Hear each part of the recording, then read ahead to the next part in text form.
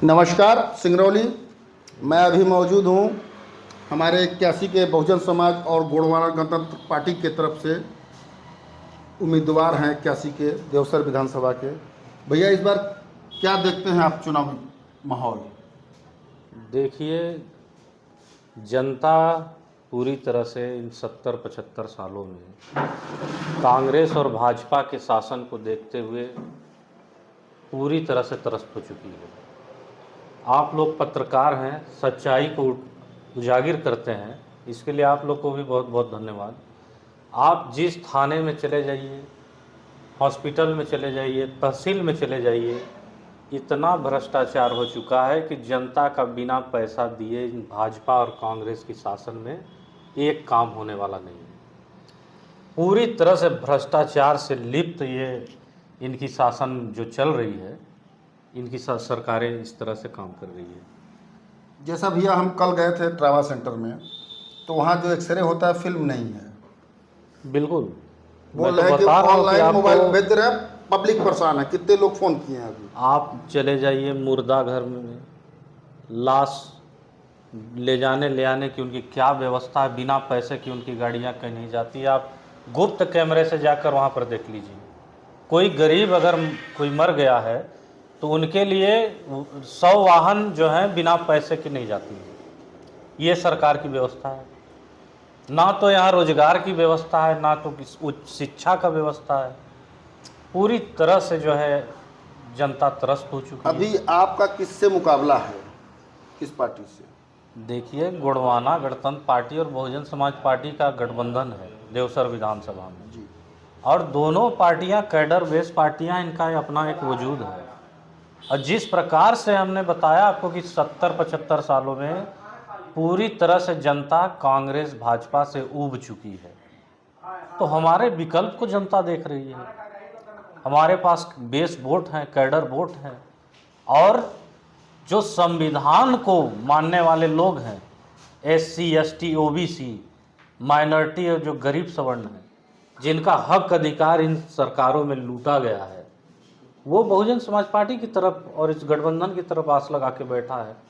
कहीं ना कहीं अगर ये सरकार में आते हैं, ये हमारा विधायक जीतता है, तो हमारे लिए जमीनी स्तर पर काम करेगा। एक सवाल और है सर, जो ओबी है, माइनिंग में ओबी ये कंपनियां आती हैं, वो अपना जो है ऑफिस खदान के अंदर रखती हैं, तो क्या आप बाहर रखने का विचार करें कि वही अंदर में ही रहेगा, ताकि मतलब लोगों को नौकरियां मिलने में सुविधा हो सके? आपने बहुत अच्छा प्रश्न किया है।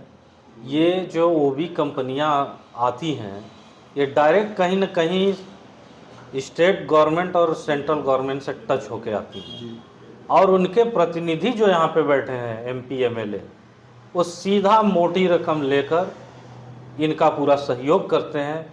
और सिंगरौली की जनता की, चाहे वो देवसर हो, चाहे सिंगरौली हो, चाहे चितरंगी हो, यहाँ के कोई भी आम जनता जाके आप वहाँ पे रोज़गार नहीं ले सकते। और रोज़गार लेने के लिए यहाँ के MP MLA, आप जान रहे हैं, खुला खेल चल रहा है। वहाँ तो जो बेरोजगार है पहुँच ही नहीं पाते हैं, बेरोजगार वहाँ पहुँच ही नहीं पाएंगे। हमने बताया तो कि यहाँ जो जो यहाँ का शासन है, भाजपा का जो गवर्नमेंट है, उनके जो प्रतिनिधि यहाँ बैठे हैं, ये जनता के लिए काम नहीं करते हैं। मैंने पहले भी स्टेटमेंट दिया था कि ये कंपनियों के लिए काम करते हैं, क्योंकि चुनाव में ये कंपनियां इनकी मदद करती हैं, और ये आम जनता को प्रलोभन देकर दारू, मुर्गा, साड़ी, कंबल बांटकर ये चुनाव जीतते हैं। उसके बाद ये कंपनियों का काम करना शुरू कर देते हैं और आम जनता त्रस्त हो जाती है। बेरोजगारी की मार झेल रही है आम जनता। अगर आप विधायक बनते हैं तो विस्थापित और बेरोजगारों के लिए क्या करेंगे सर? अगर मैं विधायक बनता हूँ, अगर देवसर विधानसभा की जनता मुझे चुनती है, तो यहाँ के जो बेरोजगार हैं, जो विस्थापित हैं, उनके लिए कंपनियां बाहें खोलकर स्वागत करेगी और उनको रोजगार देने का काम करेगी। क्योंकि हम लोगों ने पहले भी कहा है कि हम लोग ज़मीनी स्तर पर काम करते हैं। हम लोग भ्रष्टाचार के बिल्कुल खिलाफ हैं, और लोगों का हक अधिकार देने के लिए हम लोग सदैव यहाँ पे हम लोग लड़ रहे हैं। जो हमारा संविधान में ही बाबा साहब डॉक्टर अम्बेडकर ने SC, ST, OBC के लिए जो आरक्षण दे रखा है, जो हमारी बैकलॉग की भर्तियां भी अभी पूरी तरह से नहीं लागू हो पाई हैं, हम लोग उसको लागू कराना चाहते हैं। और हमारी तो राष्ट्रीय नेता बहन कुमारी मायावती जी ने भी कहा है कि हम लोग प्राइवेट कंपनियों में भी रिजर्वेशन लागू करेंगे, जिससे आम जनता जो यहाँ पर SC ST OBC जो बहुसंख्यक बहुजन समाज है, जिनका हक अधिकार लूटा गया है, और जो गरीब सवर्ण है, जिनको अधिकार जो बड़े लोग लूट के, उद्योगपति उनका अधिकार लूट के बैठे हुए हैं, उनका हक अधिकार हम लोग दिलाने का काम करेंगे। जी धन्यवाद, आपसे बात करके बहुत बहुत धन्यवाद।